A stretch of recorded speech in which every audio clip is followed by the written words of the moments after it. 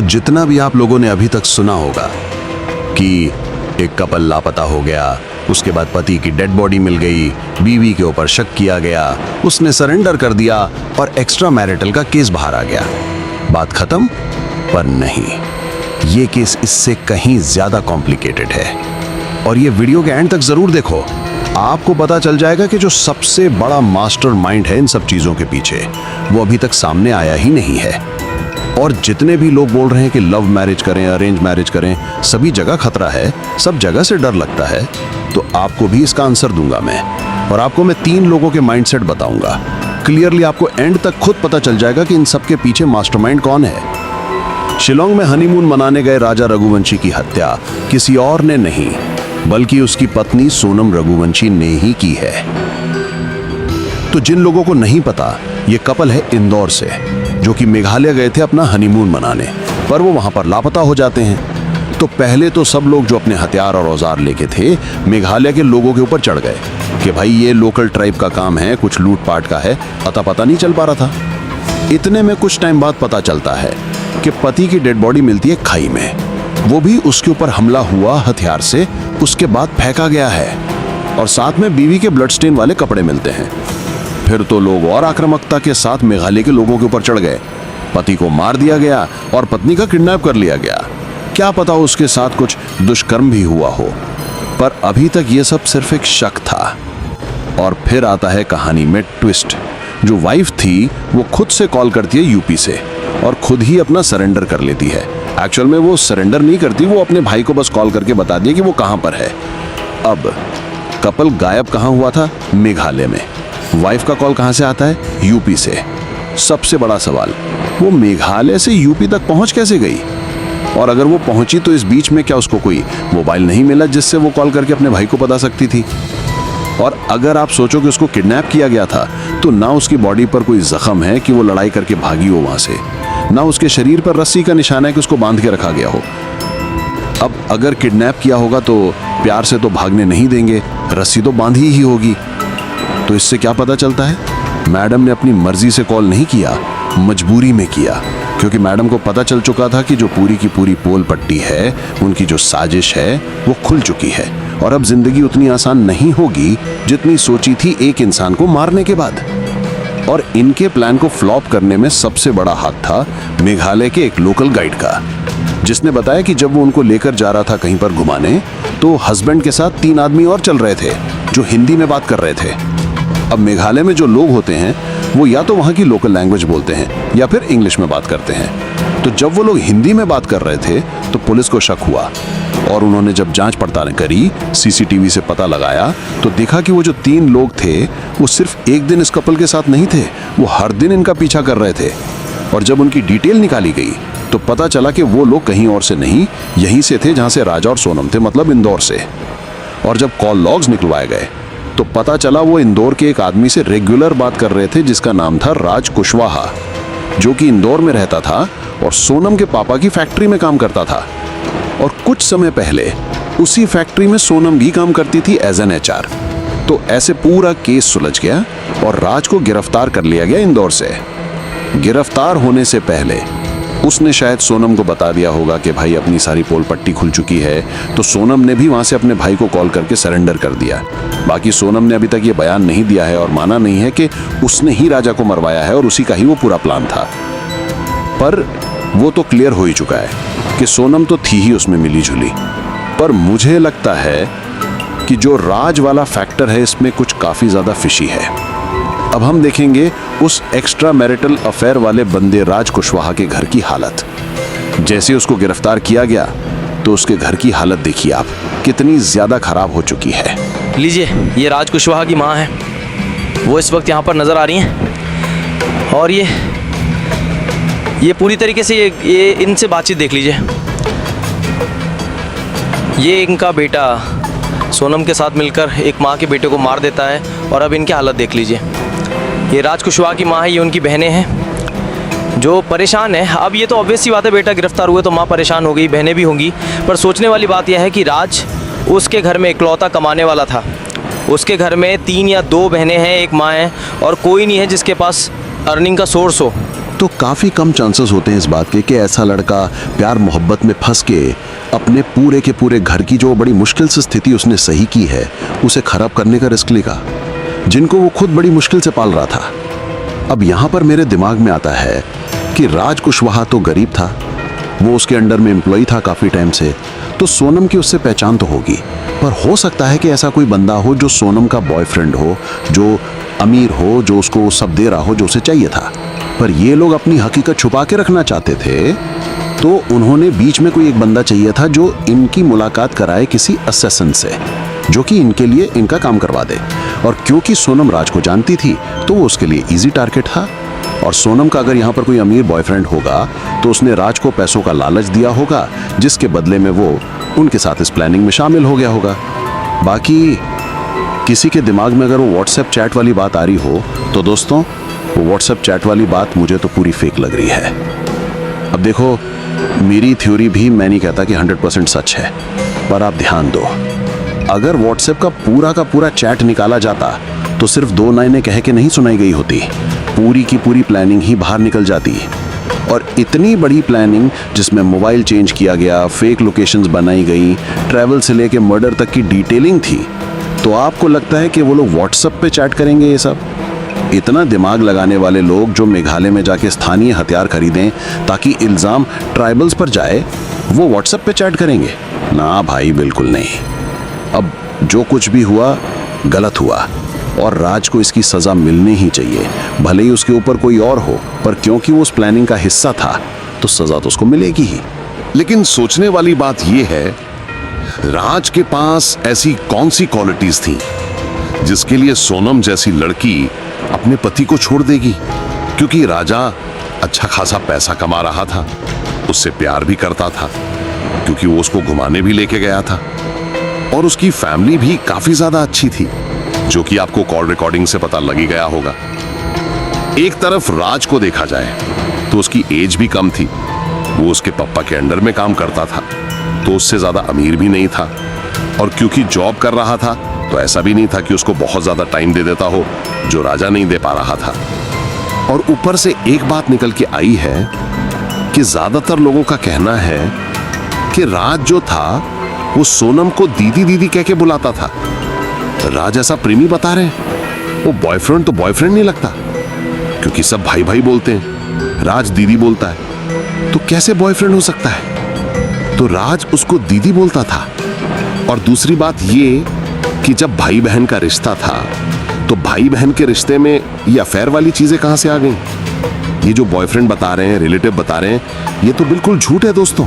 तो देखो दोस्तों, ये वाला पॉइंट कोई मेन नहीं है, क्योंकि आज के जमाने में लोग असली रिश्ते को इज्जत नहीं देते। ये तो फिर भी बनाया हुआ भाई बहन का रिश्ता था, तो कुछ कह नहीं सकते। पर अगर सोनम का कोई और बॉयफ्रेंड था जो कि अब तक फ्रेम में आया ही नहीं है, तो मैं आपको बता दूं, सोनम का राजा से शादी करने का एकमात्र कारण यह नहीं था कि उसके पापा हार्ट के पेशेंट थे, या समाज का डर था, या वो अपने घर वालों को बता नहीं पा रही थी। एक और रीजन ये था कि सोनम मांगलिक थी, और जितना मुझे पता है, अगर मांगलिक इंसान किसी नॉन मांगलिक से शादी करता है तो उसकी जिंदगी पे या उसके पति की उम्र पे भारी असर पड़ता है। और यहां पर राजा की बात करें तो वो भी मांगलिक था, तो सोनम ने सोचा होगा कि पहले एक मांगलिक से शादी कर लेते हैं, उसे बीच से रास्ते से हटा देते हैं, तो मेरे बॉयफ्रेंड की जान पे कोई खतरा नहीं आएगा। मतलब क्या माइंड गेम खेला गया है। पहले तो मांगलिक वाला प्रॉब्लम खत्म हो जाएगा, दूसरा पति मर जाएगा, मैं विधवा बन जाऊंगी, तीसरा जब कोई नया आदमी आएगा जो मुझे अपनाएगा तो वो भी दुनिया में महान कहलाएगा कि बेचारी विधवा को अपनाया। मास्टर प्लान, पर इंसानियत से परे। और इस पूरे केस में कोई गुनहगार हो या ना हो, सोनम 100% है, क्योंकि उसके इन्वॉल्वमेंट के बिना पता ही नहीं लगाया जा सकता था कि ये लोग कब कहां जा रहे हैं। एक सीसीटीवी फुटेज से भी साफ दिखा है कि सोनम बार बार अपने मोबाइल में दूर जाके राजा से छुपके किसी से बात कर रही थी, शायद लोकेशन भेज रही थी। सोचिए, वो बेचारा शक तक नहीं कर रहा था कि वो दूर जाके किससे बात कर रही है, वो तो पूरा का पूरा एक्सेप्ट कर चुका था उसे। पर एक तरफ वो थी जो 100% इन्वॉल्व थी इस मर्डर में, क्योंकि सबसे पहले तो जो मेघालय की लोकेशन थी वो उसने डिसाइड करी थी, टिकट उसने बुक करी थी, जबरदस्ती उसे लेके गई थी, और जो कातिल आए थे उनको अपनी लोकेशन बार बार शेयर भी वही कर रही थी। तो मुझे जहां तक लगता है सोनम की प्लानिंग रही होगी कि वो राजा को किसी पहाड़ी के पास ले जाएगी और धक्का दे देगी, पर इतना आसान नहीं रहा होगा उसको धक्का देना, इसीलिए वो 3 लोग और साथ में लेके गई थी। और जब उससे वो अकेला नहीं संभल रहा होगा तो उन चारों ने मिलकर हथियार से उस पर हमला किया और उसे वहां से फेंक दिया। अब आप सोचिए उन लोगों ने दिमाग कितना ज्यादा लगाया था कि हथियार भी मेघालय के लोकल खरीदे थे, जो कि ट्राइबल लोग यूज करते हैं, ताकि इल्जाम सीधा ट्राइब्स पर लगे। क्योंकि अगर किसी लोकल ट्राइबल हथियार से हमला होता है तो सस्पिशन बाहर के किसी इंसान पर नहीं जाएगा। और अब काफी सारे लोग कह रहे हैं कि सोनम के पापा हार्ट पेशेंट थे, इसीलिए वो घर पे नहीं बता पाई होगी, पापा की चिंता थी। पर अब सवाल, पापा की चिंता नहीं हो रही? अब जो कुछ हो रहा है ये सब देख के पापा के हार्ट पे अटैक नहीं आ रहा? या फिर हो सकता है कि उसके पापा भी मिले हुए हों? क्योंकि मैं तो नहीं मान सकता कि एक लड़की जो मर्डर प्लान कर सकती है वो इतनी डरपोक होगी कि अपने घर वालों के सामने लव अफेयर बताने से डर रही हो। पर समाज में बदनामी के डर के कारण उसके पापा ने राजा रघुवंशी की जिंदगी दांव पर लगा दी। तो अब दूसरी चीज यहां पर ये उठ के आ सकती है कि हो सकता है कि उसके पापा को ये सारा कुछ पता हो, वो अपनी बेटी को जानते होंगे कि जबरदस्ती तो ये कहीं भी टिकेगी नहीं, तो उन्होंने ही इस प्लानिंग में हेल्प की हो। क्यों? क्योंकि उसके पापा पैसे वाले हैं और राज कुशवाहा जो फंसा है अभी वो गरीब है। तो एंड में क्या होगा? सोनम के पापा तो अपनी बेटी को पैसों से बचा लेंगे, पर राज को कोई नहीं बचाएगा। अब सोचो, हो सकता है कि राज जानबूझ के फंसा हो। क्यों? पैसों के लालच में। शायद बोला गया हो तू केस ले ले, तू अंदर चला जा, तेरी फैमिली को 10 लाख मिलेंगे, बेटी की शादी होगी, बहनें सेटल होंगी। अब अगर वो फंसा तो उसका बचाने वाला कोई नहीं होगा, क्योंकि सोनम का तो बयान अभी आया भी नहीं है और कोई भरोसा नहीं वो आगे चल के ये बोल दे कि ये सब राज की प्लानिंग थी। राज मेरे पीछे काफी टाइम से पड़ा हुआ था, मैं उसे बार बार रिजेक्ट कर रही थी और मेरी शादी होने के कारण उसने गुंडे हायर किए और मेरे पति को मरवा दिया। बस एक विक्टिम कार्ड खेलेगी, एक आंसू निकालेगी और 70% लोग उसकी बातों में आ जाएंगे। और क्या आपको पता है, जो कातिल हायर किए गए थे उन्हें राजा रघुवंशी की जिंदगी के बदले में कितने पैसे दिए गए थे? सिर्फ 50 रुपए। 50 रुपए, एक इंसान की जान की कीमत। अब जब सोनम आ गया कि विक्टिम कार्ड खेलेगी तो कोई भरोसा नहीं है कि लोग उसकी बातों में भी आ जाएं। अब मैं आपसे एक सवाल पूछता हूं, आपके अकॉर्डिंग ये किसका काम लगता है? एक गरीब लड़का जिसकी गर्लफ्रेंड की कहीं और शादी हो गई हो, क्या वो इतना पावरफुल प्लान बना सकता है? दूसरा, एक अमीर बाप जो अपनी बेटी को वो सब देना चाहता था जो वो चाहती है, लेकिन साथ ही समाज में अपनी इज्जत भी बचाना चाहता था। तीसरा, वो बेटी जिसे अपने बाप के हार्ट की चिंता भी थी और अपने बॉयफ्रेंड के मांगलिक प्रॉब्लम से भी छुटकारा चाहिए था। या फिर चौथा, एक तीसरा आदमी, एक अमीर बॉयफ्रेंड जो कि अभी तक किसी के फ्रेम में आया ही नहीं है।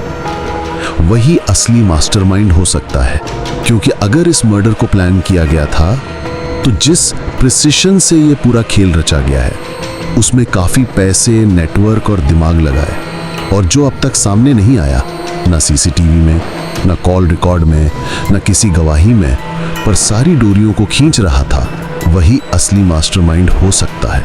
क्योंकि अगर उस अमीर बंदे ने सोनम को ब्रेन वॉश किया हो, राज को पैसे देके मोहरा बनाया हो और अपने आप को बिल्कुल इनविजिबल रखा हो, तो यही उसकी सबसे बड़ी जीत है।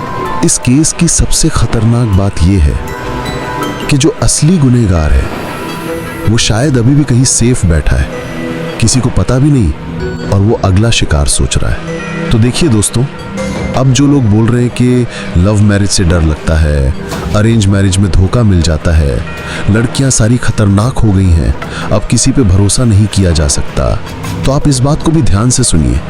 जितने भी ऐसे केस आते हैं उसमें लड़की अकेली नहीं होती। इस केस में भी एक लड़की के साथ 4 लड़के मिले हुए थे, जो इस पूरी साजिश में उसके साथ थे। अगर एक लड़की गलत थी तो 4 लड़के भी उतने ही गलत थे। पिछला जो मुस्कान वाला केस था वो भी अकेली लड़की नहीं थी, उसका बॉयफ्रेंड उसके साथ था।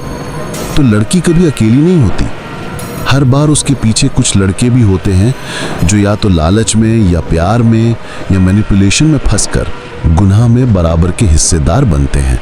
अब आता है सबसे हिपोक्रेट एंगल, राजा रघुवंशी की बहन का। लोगों का कहना है कि उसका भाई मारा गया, स्टिल वो सोशल मीडिया पे फॉलोअर्स बढ़ा रही है। बहुत सारे लोग कह रहे हैं कि पहले वो वीडियो में भाई को ढूंढने की अपील कर रही थी और उसी कपड़े में कुछ घंटों बाद किसी गाड़ी का प्रमोशन करने पहुंच जाती है। लोग ट्रोल कर रहे हैं कि भाई चला गया और तू 999 में कार दिला रही है, थार 2000 में दिला दूंगी बोल रही है। अब देखो, उसका सगा भाई था। हम और आप सिर्फ सोच सकते हैं कि वो क्या महसूस कर रही होगी। अगर वो मजाक कर रही है तो वो गलत है, अगर वो दुख को मोनेटाइज कर रही है तो वो भी गलत है। पर अगर वो चाहती है कि ये केस वायरल हो, प्रेशर पड़े, लोग इसे भूले नहीं, तो वो अपने फॉलोअर्स का इस्तेमाल कर रही है और ये गलत नहीं है। हर किसी का कोपिंग मैकेनिज्म अलग होता है। कोई चुप हो जाता है, कोई रोता है, कोई लड़ता है और कोई सोशल मीडिया से न्याय की कोशिश करता है। देखो दोस्तों, इस पूरे केस में एक चीज बहुत साफ है कि गुनहगार सिर्फ वही नहीं होता जो किसी को मारता है, बल्कि वो भी होता है जो जानता है फिर भी चुप रहता है, जो देखता है फिर भी मुंह फेर लेता है, या फिर जो सिर्फ अपने फायदे के लिए किसी की जान की कीमत तय कर देता है। इस केस में राजा रघुवंशी मरा नहीं है, उसे सिस्टम ने, रिश्तों ने और इंसानियत के नकली नकाब ने मारा है। अब सवाल ये उठता है कि क्या सोनम अकेली गुनहगार है? नहीं। क्या राज सिर्फ मोहरा था या लालची गुनहगार? शायद दोनों। क्या उसके अमीर पिता ने कुछ छुपाया? हो सकता है। और क्या एक और मास्टरमाइंड अब भी बचा हुआ है? बिल्कुल हो सकता है। इस केस ने हमें यह भी बताया कि किसी के चेहरे पे मत जाओ, उसकी परछाई देखो, क्योंकि आजकल हत्यारे चेहरे नहीं बदलते, रिश्ते बदलते हैं। और जो लोग जेंडर वॉर कर रहे हैं कि लड़कियां ही गलत हैं, लड़के ही धोखेबाज हैं, उनसे मैं कहना चाहता हूं कि बुरा इंसान बुरा होता है, उसका जेंडर नहीं होता। अगर एक सोनम गुनहगार है तो साथ में वो 4 लड़के भी थे। अगर एक लड़की ने मर्डर करवाया तो उसे एग्जीक्यूट भी एक लड़के ने ही किया। इसीलिए भरोसा रिश्तों पे नहीं, व्यवहार पे करो। और आखिर में इस पूरे केस में सबसे ज्यादा नुकसान किसका हुआ? राजा रघुवंशी का, हाँ, पर उससे भी ज्यादा उसकी माँ का, उसकी बहन का, उसकी फैमिली का, जिन्होंने सिर्फ अपने बेटे को नहीं खोया बल्कि इंसानियत पे भरोसा भी खो दिया।